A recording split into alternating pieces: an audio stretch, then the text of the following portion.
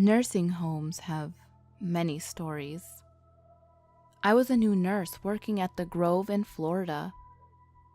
It was a great first job to have. The nighttime workload was much easier to aid in growing accustomed to managing time and prioritizing responsibilities. Treatments consisted of skin prepping heals, flushing G-tubes, and the occasional wound care. Wound care alone could be a horror story. The setup of the facility was pretty standard for nursing homes in that area. 2 units. At the Grove, one unit was called North, the other South. The north side was primarily 30 short-term acute patients, receiving therapies before they could be sent home with or without home health. The south side was filled with 60, give or take due to census, long-term residents. Each unit split into 3 halls, with the nurses stationed in the center. I was working with my 2 friends, Finn working on the north side, and Alexandra and I working the south. With treatments completed and our midnight med pass finished, we were just getting settled at the nurses' station to begin documenting on our 30 residents. A scream erupted from the 100 hall. Our rolling chairs nearly crashed onto the floor in our urgency to race down the hall in search of the cry. My heart was in my throat, choking me. By the time that we reached 103, the CNA Darla was already at the bedside, attempting to quiet Miss Sheffield. The woman was a transplant from either New York or New Jersey, and was known for her belligerence. Tonight, however, pity swamped me. The woman was obviously distraught. "Get him out of here!" Miss Shaffield's blind eyes darted around the darkened room, a gnarled hand trembling as she pointed towards the door. "He doesn't belong here!" The old woman was quivering in her bed, and without the sunglasses she wore during the day to hide her blind eyes, she looked vulnerable. "Miss Sheffield, I understand you don't wish someone to be here, but whom are you referring?" My voice was soothing, absent of the bewilderment I felt. "I don't know who he is. I've never seen him before. He's a very tall black man with long hair and green clothes." My lips pursed in contemplation. Mentally, I brought up the faces of staff working tonight. The only man on shift was Finn, and he did not meet the description. With locked doors, no one else was able to enter the facility without a code. "Miss Sheffield, there isn't anyone working tonight that looks like that." With the assistance of Darla and Alexandra, we were able to defuse the situation and comfort the elderly resident back to sleep. While the CNAs made rounds, checking to make sure that no residents were fall risks, or attempting to climb out of bed, and determining who needed a change of briefs, Alexandra and I settled back at the nurse's station, once more preparing to delve into documentation. I don't recall how much time had passed since Miss Sheffield became agitated, but I do know Alexandra and I were engrossed in our work. Another scream filled the unit, this time coming from the 200 hall.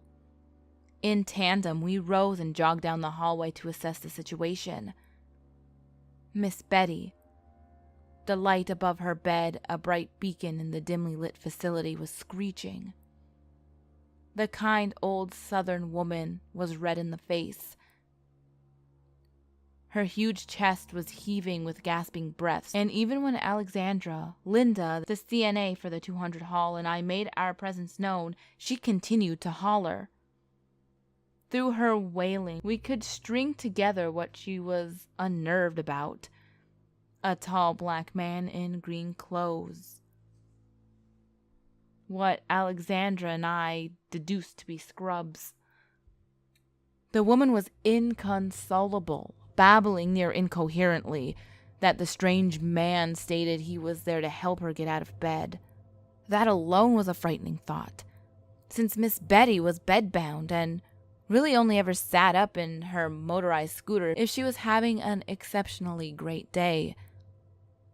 And those days were far and few between. Due to her hysteria, I ducked out of the room to allow Alexandra and Linda to try to calm her down.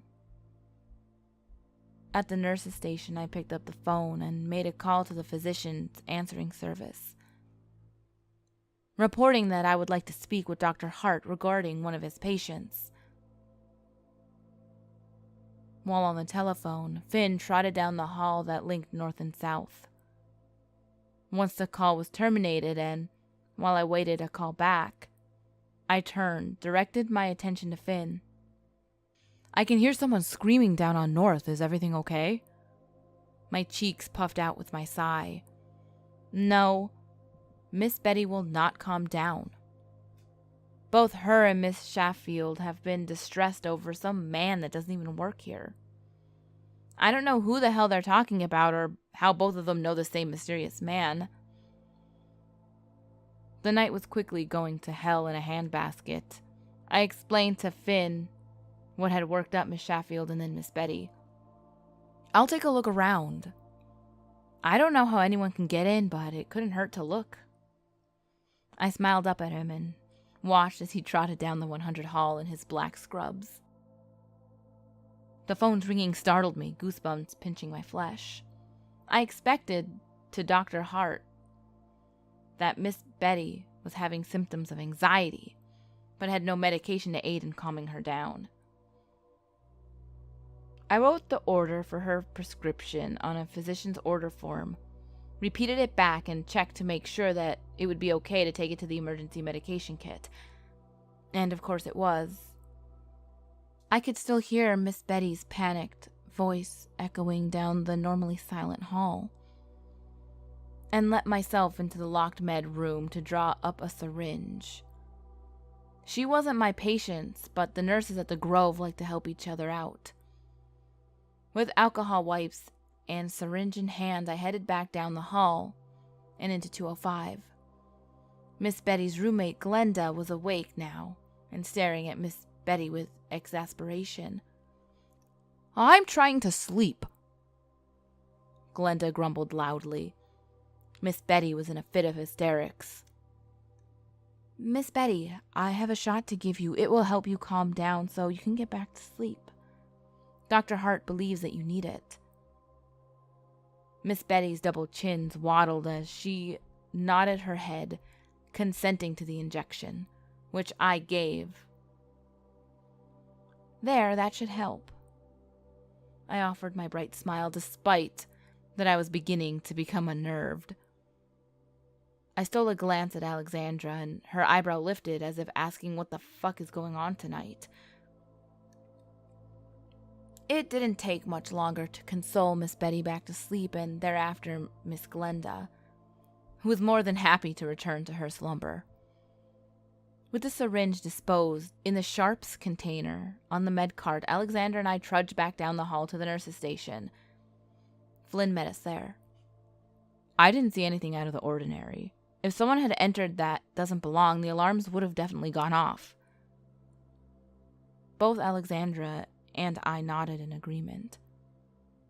Flynn didn't seem too perturbed over the situation and headed back down to Northside. Alexandra and I were not convinced it was a coincidence. 2 people on 2 different halls in the middle of the night seeing the same man? That was too much of a stretch. We shrugged it off, though. It felt as if not even 15 minutes had passed before we heard scrambling feet and a male's loud, agitated voice. Begrudgingly, Alexandra and I rose and headed back down 200 Hall. Mr. Henry was pacing near the fire exit door, wearing only a button-down t-shirt. His voice loud and his yells were foreign. Before heading down the hall to attend to my resident, I ventured into 304 to ask for Adeline's assistance. Like Mr. Henry, she too was Haitian and would be able to assist in translating. Normally, though, his accent was thick. Mr. Henry spoke English, but in his perturbed state, he was speaking in his native tongue. Though he was not part of her assignment, she graciously accepted to translate for us and followed me down the 200 hall to Mr. Henry. His lack of pants was not a priority.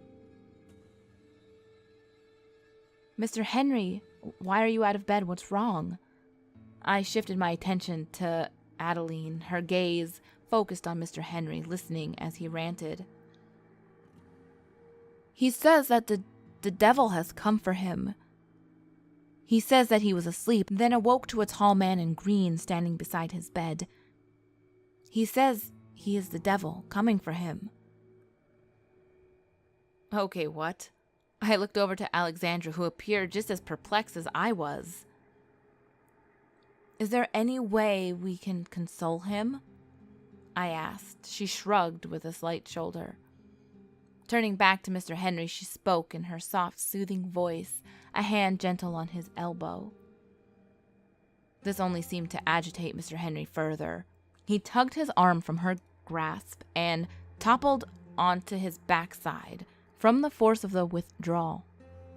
The incident report would have to wait until morning after we had all this settled. Mr. Henry clambered to his feet with the assistance of all three of us. "The devil is coming for me. The devil's coming. He's here. He's right there." He tripped over his words as he used English in an attempt to help Alexandra and me understand. His arm was extended, pointing behind me. The hairs at the nape of my neck prickled.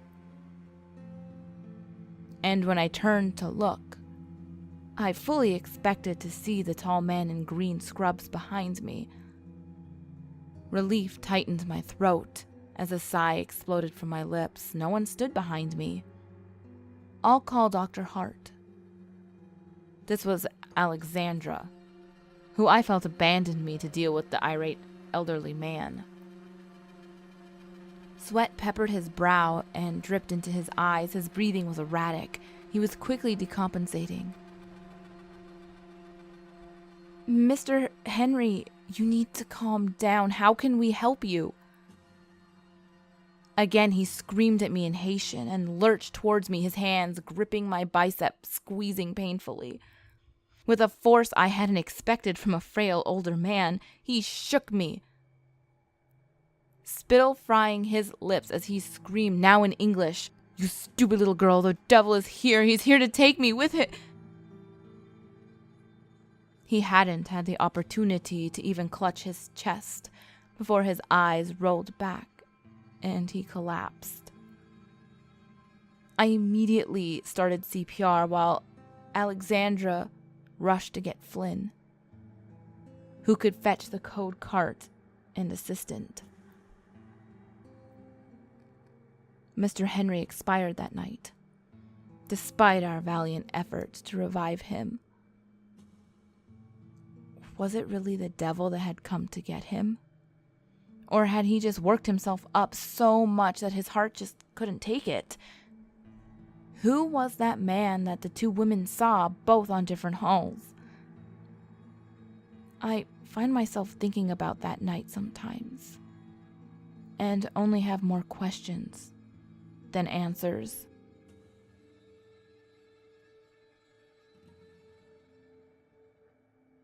Hey ghouls, I hope you enjoyed this Florida creepypasta. There was actually quite a bit of them, but I wanted to do this one. I really like nursing and like creepy like doctor story kind of things. So it was really fun to narrate and fun to read. So I hope you ghouls enjoyed it as well. What do you think it was? Do you think it was like the angel of death coming, or do you just think they were all crazy together? Let me know in the comments. But as always, ghouls, the last video will be on the top left, the next video will be on the bottom left. All my social medias are on the screen, as well as in the description box below. And remember, there's always someone or something watching you.